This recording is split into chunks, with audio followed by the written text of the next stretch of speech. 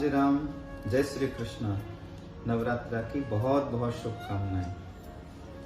नाथ गुरु कृपा से, इष्ट कृपा से, राम कृपा से, माँ की कृपा से आप सब लोग नवरात्रा में अपने अपने हिसाब से अनुष्ठान कर रहे हैं। नाम जप, साधना, पाठ, पूजा इत्यादि में लगे हैं और जो भी कर रहे हैं प्रसन्नता से ही कर रहे हैं। माँ के 9 अलग अलग रूपों की पूजा इस वक्त विशेष रूप से होती है। आज नवरात्रा का 6वां दिन है और 6वें दिन माँ के एक रूप की पूजा होती है जिसका नाम है कात्यायनी। कात्यायनी माँ ने ये नाम इसलिए माँ का ये नाम पड़ा, एक ऋषि थे जिनका नाम था कात्यायन ऋषि। तो कात्यायन ऋषि ने माँ भगवती की आराधना की। माँ भगवती ने प्रसन्न होकर उनको उनके घर में पुत्री के रूप में जन्म लेने का वरदान दिया। तो कात्यायन ऋषि के घर में भगवती ने पुत्री के रूप में जन्म लिया तो माँ का नाम कात्यायनी देवी पड़ा। कात्यायनी देवी मनोवांछित फल देने वाली देवी हैं। आप सब लोगों ने भागवत महापुराण का प्रसंग श्रवण कर रखा होगा।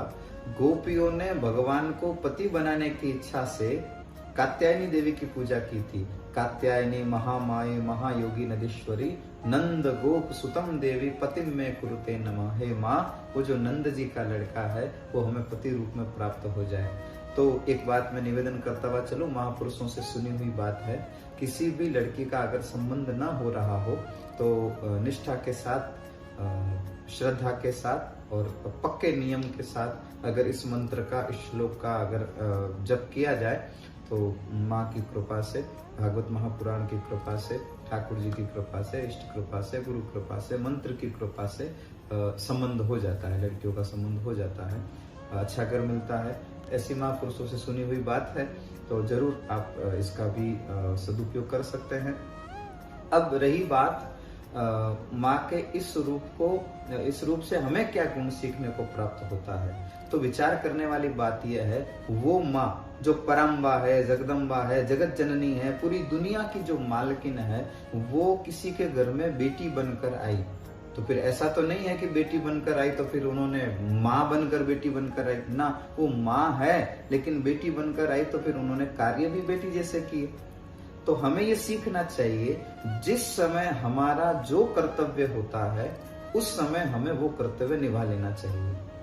अब फिर आप चाहे जहाँ सेठ है वहाँ सेठ का कर्तव्य, जहाँ नौकर है वहाँ नौकर का कर्तव्य, जहाँ बाप है वहाँ बाप का कर्तव्य, जहाँ भाई है वहाँ भाई का कर्तव्य, जहाँ जिस वक्त आपका जो कर्तव्य बनता हो उस वक्त हमें वो कर्तव्य कर लेना चाहिए। अब मनोविज्ञान के हिसाब से सोचा जाए तो फिर माँ जब बेटी बनकर आई तो उन्होंने ये तो नहीं कहा होगा कि मैं माँ हूँ, मैंने तुम्हें वरदान दिया था, अब तुम्हारे घर में बेटी बनकर आई हूँ तो तुम मुझे माँ मानो ना।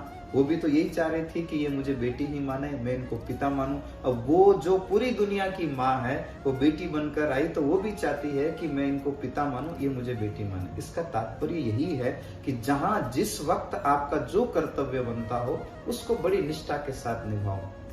जहाँ ड्राइवर हो वहाँ निष्ठा के साथ आप गाड़ी चलाओ, जहाँ डॉक्टर हो निष्ठा के साथ इलाज करो, जहाँ अध्यापक हो वहाँ निष्ठा के साथ आप बच्चों को पढ़ाओ, जहाँ जो कर्तव्य बनता है वहाँ वो करो।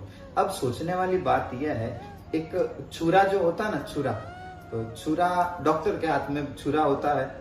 तो डॉक्टर ने मन में विचार किया कि भाई ऑपरेशन करने के लिए छुरा काम में लिया और ऑपरेशन सक्सेसफुल हुआ। सबने बहुत तारीफें की, कईयों ने इनाम दिए, कईयों न्यूज में छपे। डॉक्टर को बड़ा अच्छा लगा, मैंने क्या छुरा चलाया जो देख लो, एक की जिंदगी बच गई और मेरा इतना नाम प्रसिद्ध हो गया। अब डॉक्टर के घर में आपस में किसी का झगड़ा हुआ और झगड़े में डॉक्टर ने वही छुरा भाई, पत्नी या बेटा या किसी के ऊपर भी उठा लिया, तो क्या उसको फिर इनाम मिलेगा? क्या लोग तारीफ करेंगे? क्या उनको माला पहनाई जाएगी? नहीं, केस होगा, जेल में डाल दिए जाएंगे, हो सकता है फांसी की सजा भी हो जाए।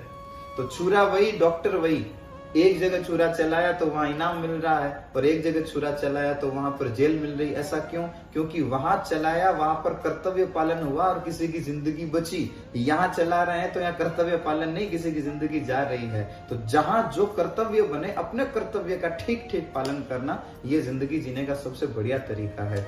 तो मेरे नाथ, ये कात्यायनी देवी जो बेटी बनकर कात्यायन ऋषि के घर में प्रकट हुई, तो ये हमें सीखना चाहिए कि हमारा जहाँ जो कर्तव्य बनता है हमें उस कर्तव्य का पालन करना चाहिए। और कात्यायनी देवी मनोकामना को पूर्ण करने वाली देवी हैं, तो आप जरूर श्रद्धा भक्ति के साथ माँ की आराधना करें। आपके जो इष्ट हैं उनकी आराधना करें। जो जप तप में लगे हैं सहजता के साथ, श्रेष्ठता के साथ, प्रसन्नता के साथ, तल्लीनता के साथ उसमें लगे रहें। इन्हीं भावों के साथ नवरात्र की बहुत बहुत शुभकामनाएं। राम जी राम, जय श्री कृष्ण।